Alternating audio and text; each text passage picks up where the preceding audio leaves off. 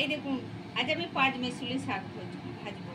এটা সজনে শাক, এটা নোটে শাক, আর এতে চাকুন্দে শাক বা সেপুনে শাক, সবাই সেপুনেও বলে আবার চাকুন্দেও বলে।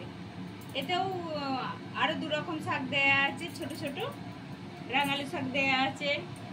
এবার আমি কড়াই একটুখানি জল বসিয়ে নিয়ে আগে এই শাকটা সেদ্ধ করে নেব। অল্প করে জল দিয়েছি, দিয়ে সব জলটা ফেলবো না। এই দেখুন নুন দেবো, একবারে নুনটা দিয়ে নিচ্ছি, 3টে শাক সেদ্ধ হবে। এই দেখুন পরিমাণ মতো নুনটা দিয়ে নিলাম। এই দেখুন এই শাকটা একটু চাপা দিয়ে, কারণ এই শাকটাই একটু শক্ত আর ওই শাকগুলো অত শক্ত নয়, এইটা একটু চাপা দিয়ে 2 মিনিট ফুটুক, তারপর ওই শাকগুলো দেবো। দেখুন এই শাকটা 2 মিনিট সেদ্ধ হয়ে গেছে। এইবার আমি নোটে শাকটা আর এই সেপুনে শাক বা চাকুন্দে শাক যেটাই বলবেন সেটা দিয়ে দিলাম। এইবার এটাকে চাপা দিয়ে দেবো, আস্তে আস্তে জল বেরিয়ে যাবে। এটা এবার চাপা দিয়ে আরো 2 মিনিট ফোটাবো।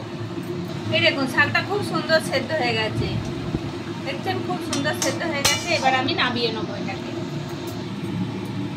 শাকটা সেদ্ধ করে নিয়ে এবার এতে একটা ডিশে তুলে নিয়েছি। এই দেখুন কড়াই একটু তেল দিয়ে নিয়েছি, এবার এতে 2টো শুকনো লঙ্কা ছিঁড়ে দিয়ে দিলাম।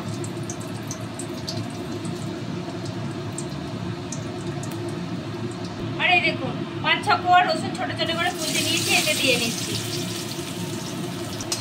এবার রসুনটা লঙ্কাটা ভাজা হোক।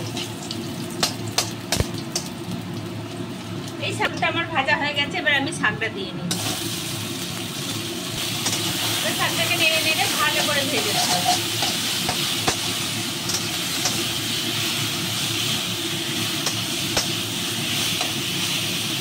এই দেখুন এরকম করে নেড়ে নেড়ে খুব সুন্দর করে একটু ভেজে নিতে হবে।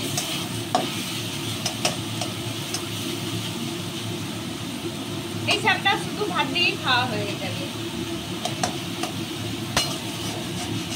দেখুন শাকটা আমার ভাজা হয়ে গেছে, এবার আমি নামিয়ে নেব।